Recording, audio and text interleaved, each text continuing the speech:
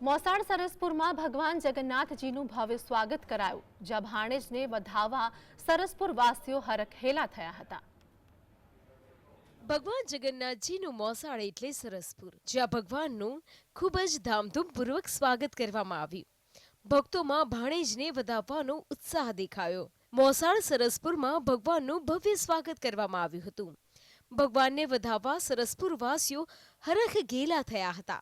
હર્ષોલ્લાસ સાથે ભક્તો ઝૂમી ઉઠ્યા। ભક્તોની આંખો ખુશીના આંસુઓથી ભીંજાઈ। મહાપ્રભુના દર્શન કરી તમામ ભક્તોએ ધન્યતા અનુભવી હતી। રવિવારની રજા હોવાથી મોટી સંખ્યામાં લોકો દર્શન માટે ઉમટી પડ્યા હતા। જય જગન્નાથ, જય રણછોડ, માખણ ચોરનો નાદ પણ સંભળાઈ રહ્યો હતો।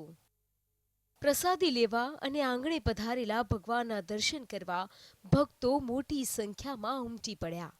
સરસપુરમાં પહેલા ગજરાજને ભોજન કરાવાયું હતું। 18 જેટલા ગજરાજ સરસપુર પહોંચ્યા। સરસપુરમાં રથના રોકાણ માટે અલાયદી વ્યવસ્થા કરાઈ। ભગવાન જગન્નાથના દર્શન માટે લોકો સવારથી આવી પહોંચ્યા હતા। સરસપુર માટે તો આ અનેરો અવસર હતો। આટલી મોટી ભક્તોની સંખ્યા વચ્ચે મોસાળમાં ભગવાન જગન્નાથજીને મામેરું અર્પણ કરવામાં આવ્યું। અમદાવાદના સરસપુરમાં ભગવાનનું વાજતે ગાજતે મામેરું ભરવામાં આવ્યું હતું।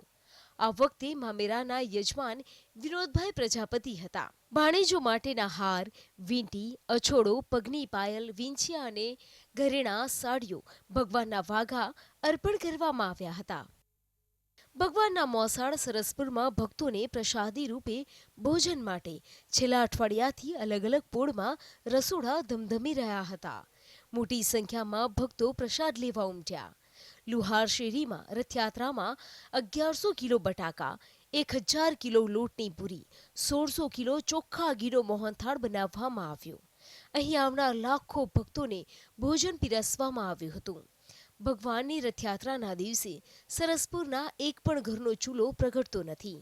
તમામ લોકો મોસાળમાં ભાણિયાની આગતા સ્વાગતા કરવામાં મગ્ન થઈ જતા હોય છે અને ભક્તોને ભોજન પીરસાય છે।